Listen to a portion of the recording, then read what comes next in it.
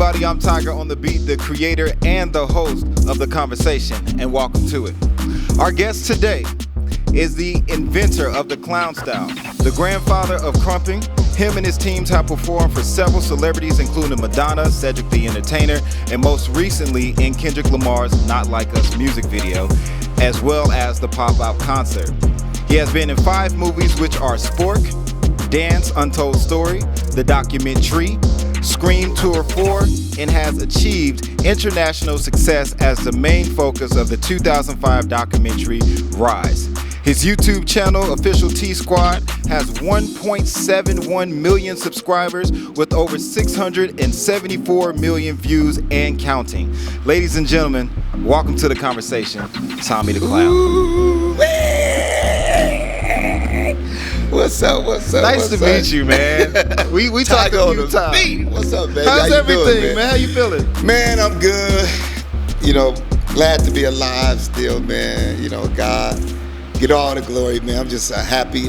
You know, just love life, man. Just love my people, and just, man. Yeah. That's it, man. That's what's out there, man. We had a before we dig into these questions, Tommy and I had talked on the phone yesterday. And we were going back and forth like big brother, little brother, because he was like, do you want me to have the hair and the makeup? I said, it's up to you. You know, whatever you feel comfortable with. And he was like, nah, what's up to you? So we finally decided, and I'm happy that we decided to do this because people get to see the man behind Tommy the Clown and get to see Tommy the person. So yeah, man, appreciate that. No problem, man. Let's dig into these questions. Let these people learn about you. Okay, so up first. So you were born in Detroit, Michigan. That's right. But you were raised in South Central Los Angeles. Absolutely. Got out here when I was about, I think the age of, say, 10, 11, 12, somewhere in that area. I got to do the math, but. What was it like growing up for you at that time? In Detroit, you know, in the poor neighborhood, you know, I remember stealing out mama purse, you know, to go get some food stamps and to get some candy. You know, we didn't have it. You know, didn't know. You know, stayed on Ashland. You know, my father wasn't in the picture. Had my grandma and my mama and my 2 sisters and a brother. So you know, man, then moved to mama eventually. You know, whatever life we trying to live and go through, she moved to L.A. and then whatever friends she met, they flew us out to L.A. and then the rest is history. That's when it got out to that, started seeing people running to cars and that drug history and oh my God, like what's happening, you know? So, yeah. So how old are you when you came out here? Oh, I gotta do the math. I want to say in the area of probably. Because I wasn't in no high school, so I want to say like maybe 12, maybe 11. Mm-hmm.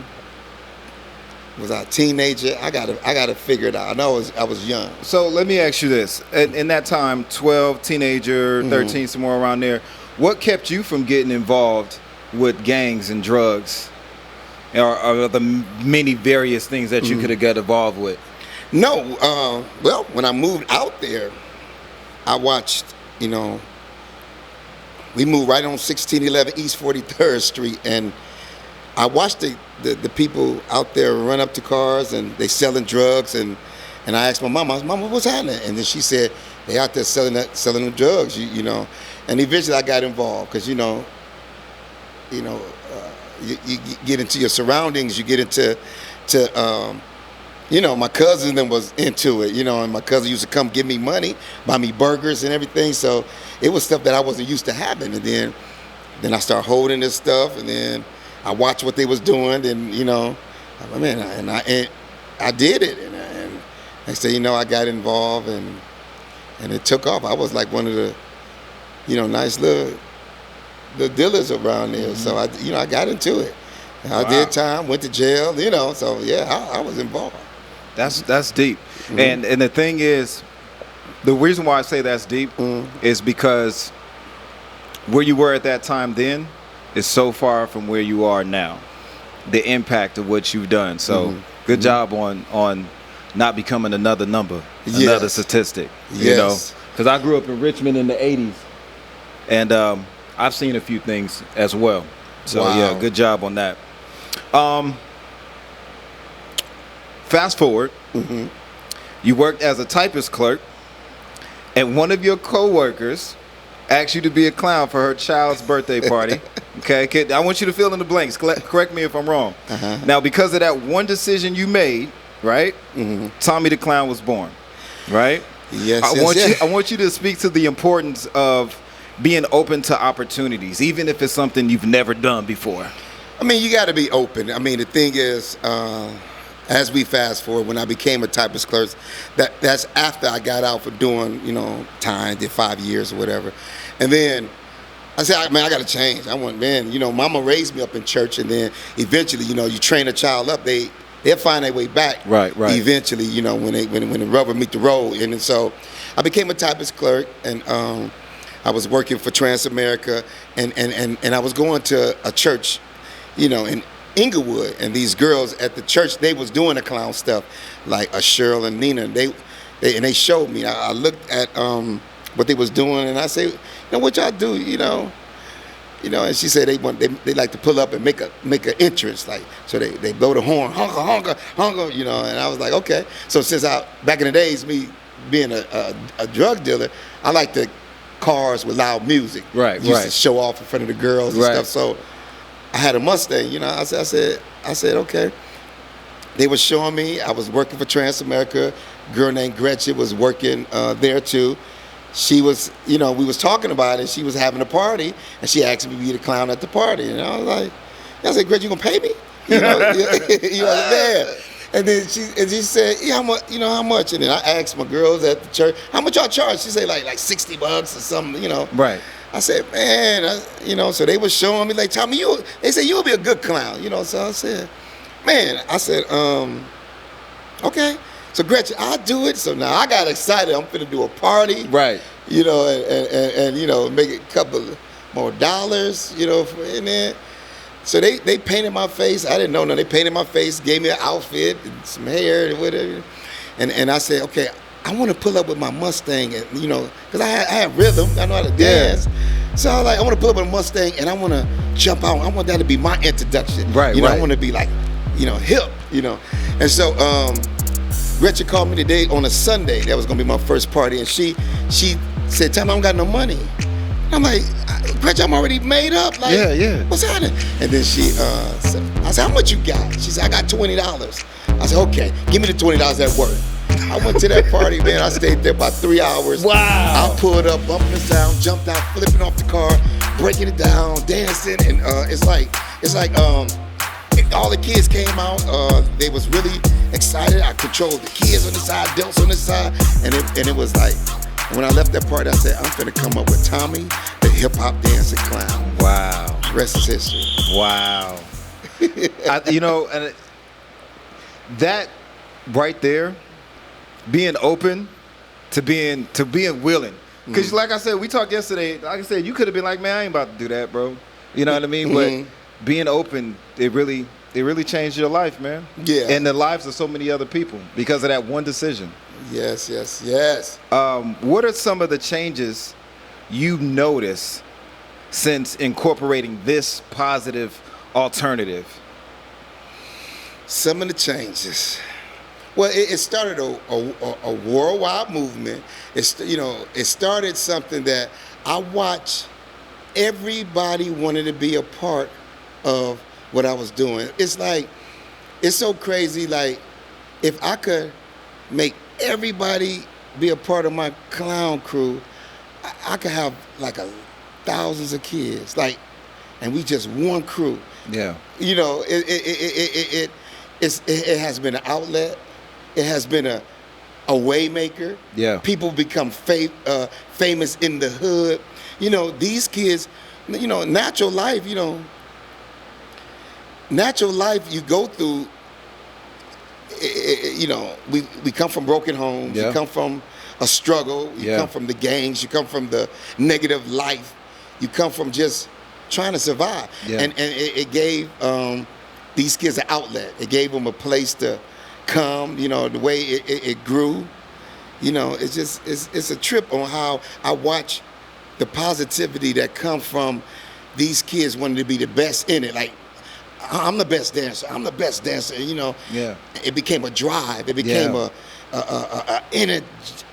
energy that's unexplainable. It's like it became a wavelength. You know, you got sports, and everybody don't play sports. Right. But this dance and this whole movement created something that's I still trip off of it today. You know, to hear how people say, man, how they started. It's 30 years later, and it's like, I feel like I can remember some of the beginning stuff, Right. and I'm tripping off that because it's like, I always used to tell the crew, the sky's the limit. Like, I mean, you don't know where we're gonna go, but be Right. positive, you Right. know. And that's all I really preach and teach. Be positive, and you know, like love, you know. And I got that out of church. I got that out of just wanting to be a happy person because life is crazy. People go through a lot of stuff. So A lot. it's like when we come clowning, we wanna move. We want that negative to stay at the house. Yeah. While we go entertain, have some fun, and then you know, then you go back to life. you Yeah. know. Yeah, that's beautiful, man. That's beautiful. You also appeared at numerous schools and colleges across the United States. And you were partnered with the Los Angeles Unified School District, and you provided in-school clowning and crumping workshop based off of California education standards. How did that come into play? Man, being in this movie so long, being dedicated, hard work pays off. You got to stay in the game. Don't give up. People used to always laugh at me when I pull up with that Mustang jump out dance. They used to laugh at me. Now, you know, like, is he crazy? You know, but then it's like they say, nah, he laughing to the bank. You know, like it's like, you know, it trips you off the type of quotes and things people say. I stayed with it. I loved it. It was a high to me. And then now to be able to go to the schools, you know, when I go to, I love these kids to make them smile. Yeah. And I've done this for a while by myself before I start building. Right. And as I'm building, you know, you never know where it's gonna end up at. And now Right. the schools, I'm able to get into these schools. These kids listen to this clown. Yeah. And I'm able to educate them. I'm able to talk to them, teach them, train them, get my crew to train these kids. And it's like, you know, LA Unified School, you know, they wanted me to partner up with them to so when I go to these, you know, I got a contract where I go to these, they can hire me out to hit these schools up. Wow. You know, I did a lot of like free school tours where we just, you know, you want us to come to your school, tell your principal, tell your teachers, your Right. ASB, and they done that. So we did that for like free for about a year straight, you know, and then, you know, last, you know, year before, then they some people hire, sometimes people have Right. money, sometimes they don't, and we go with the flow. Wow. All right, so let's get serious for a moment. Let's talk about motivation. Motivation. Okay, so we know how you got started. 3 decades later, right? What keeps you going? What keeps me going? Man, nothing but Jesus. God, Amen. Jesus, the love of who he is. The church I go to, Church of Apostolicity, that's my energy. Yeah. You know, people always ask where you want to be with 5 years and this. I want to go to heaven. Right. That's all I want. That's the end result of everything I do and how I move and how I try to teach these kids. You know, even now, I try to create situations where they could come to church because life is life, and as they in life, it's a lot of negative things going on. It's a lot of people Yes. getting taught. Yes. A lot of things is happening. Yes. A lot of people is getting taught wrong. A lot of people is getting all this craziness on how to handle things, but they're not getting God perspective. And I feel like my crew, as I continue to grow, I want them to get God perspective. I do things where, you know, I want them to come to church. I try to, you know, I can't make them, you know, but I can encourage them. I could say, hey, you know, I could put extra stipend to say, man, those who come to church this week, that's an extra bonus. You know, it's like, 'cause Yeah. I want them to get the teaching that I got. Right. You know, and I get it for years, you know, being in church for a long time is my happiness. Right. You know, knowing what God is doing to me, what He have done for me, and how He changed my life, and how He keep me strong when people dog me out, do me wrong. He keeps me motivated, and he teaches me on how, and he uses our Pastor Portis, to teach us how people gonna do you wrong. It's life. It's written in the Bible. Right. So you got to bow your back and take it. Right. So now for him to build me up to where I can bow my back and take all this negative stuff, I'm thankful. So that's my motivation. That's what keeps me doing what I'm doing. Because it makes you want to give up. When me and my wife were struggling, living in a 1-bedroom, I'm Tommy the Clown, and they think I never show it. It was broke as a joke. Got a son, So it's like he kept me. He brought me through it. I don't know how he. It was a time I wanted to get on the corner with a sign like, "Man, I'm Tommy the Clown." Some people may know me. They might give me $1. I get $1 million. A lot of people come back, give me a few dollars, and, right? Try to get back on my feet. But God, it's like he's unique. He's. That's it. That's when people ask. That's my motivation. It's not money. It's not. It's I mean, the kids. It's like I am motivated by how these kids continue to love what I do. I mean, because they could fade away. Yeah. A lot of stuff fade away. It's 30 years later. Yeah. They could fade away, and for them to still be, and I think that's the favor of God. Yeah. Yeah. He said he finds a wife find a good thing. And obtain favor from God. Right. So I think it's the favor that he got. My wife we've been married for, over 18, 19 years. I got to do the math, since 2005. So it's like, and he said he find a wife, find a good thing, and obtain favor. Yeah. So what is his favor? To keep me alive, to continue to keep my business going. Yeah. What is his favor? To keep the kids loving me because they don't have to. They don't have to. You're right. These kids have grown up. It's like I could play out. You play it out. Yeah. But it's like the movement is still going. It's still going. It's around the world. That's why. I know you asked Chris. I feel like a celebrity. It's like because I feel like stuff can come, and stuff can go fast. Right. Yeah. I could name some people that in my time back in the days a celebrity, but then they're struggling now. Yeah. The struggle is real. It's like, and then it's like, so I'm just happy. I'm saved. I'm a saint. I live holy. I live.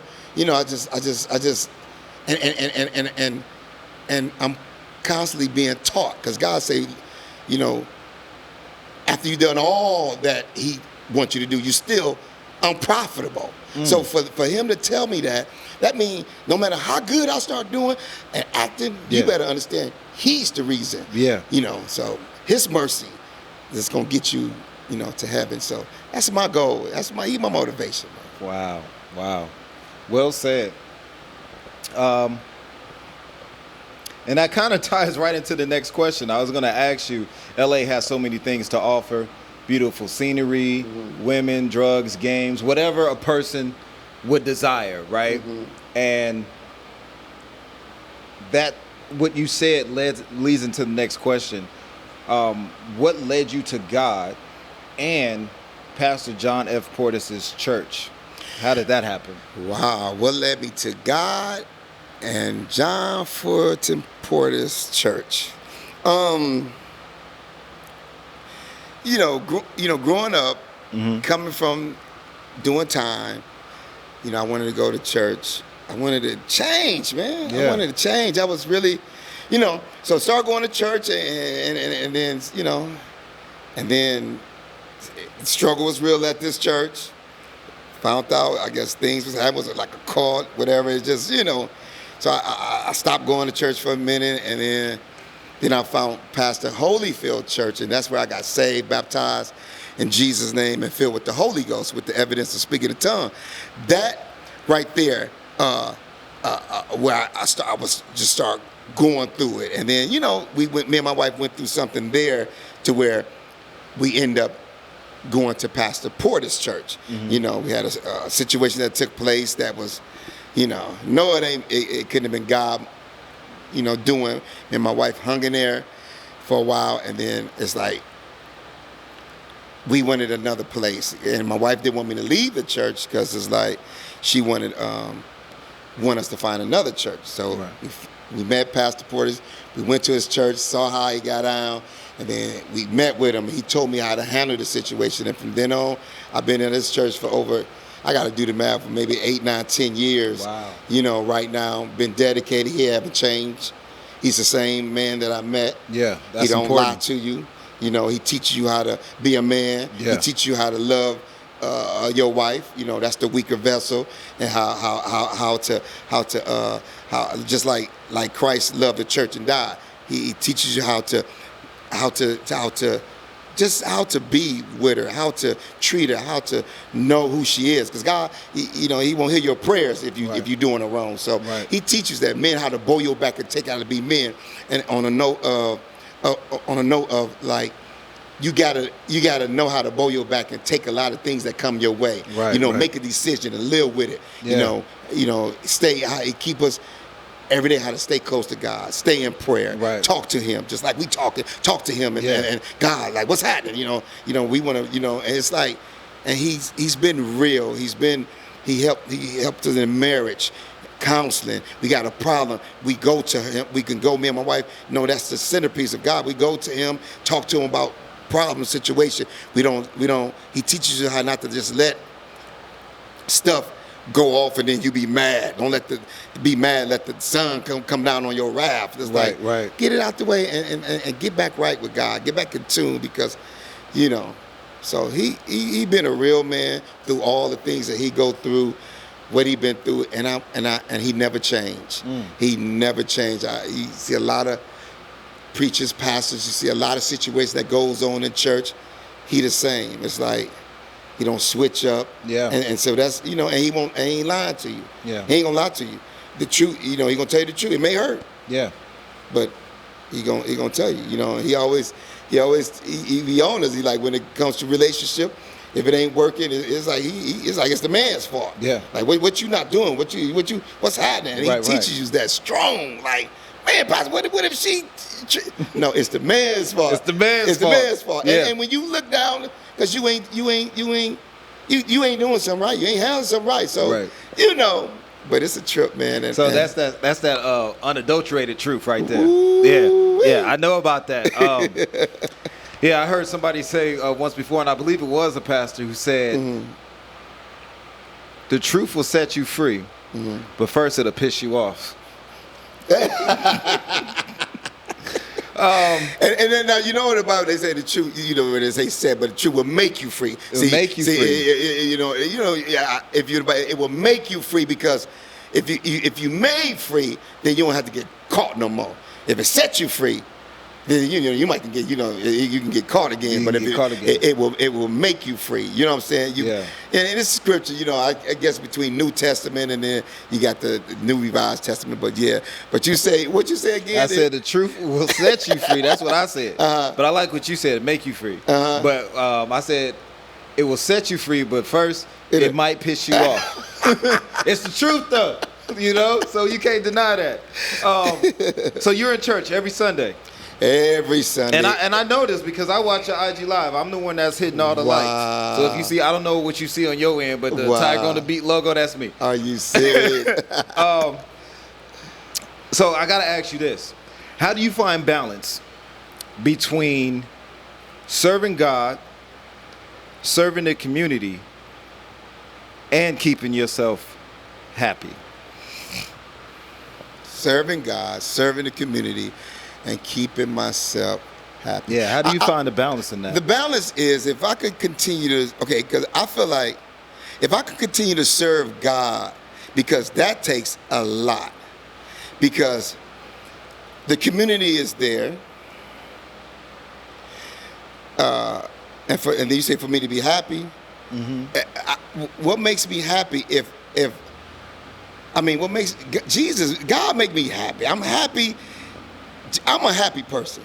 And it's like, serving God will make you happy to where you really don't have to be all the time being depressed and sad. That's of the devil. God wants you to be happy all the time, because the devil ain't even the problem. It's you. Why are you not happy? It's people like to say, it's the devil. He as a roaring lion. He ain't got no power. You the one that's causing all these situations. Because why you not happy? Because what you don't got? What you don't got? Because with no money right now. Why you not happy? Because you got to know how to live and be content. Right. You got to know, because people are dying every day. You got to know what is happiness. You know what I'm saying? Like I want to be, as long as I continue to serve God. I come to all the services on the Monday prayer, Wednesday night Bible study. I play the drums for the church, and then on Sunday morning and Sunday evening. Yeah.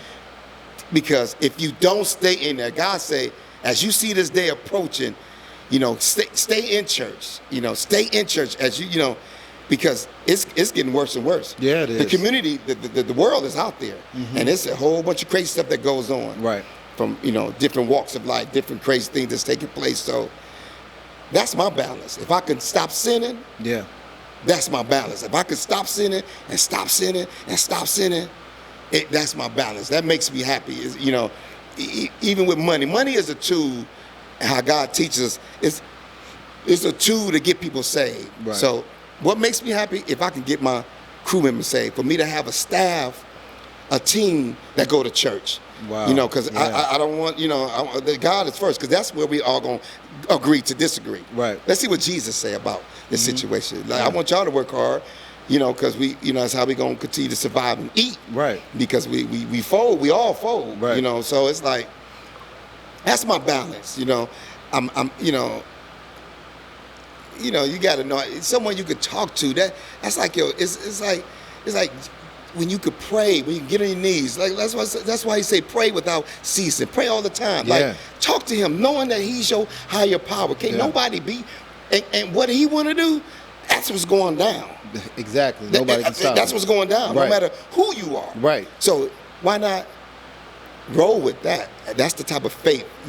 That's why he say have faith as a mustard seed, because he know sometimes we lack of faith. We like, man, God, man.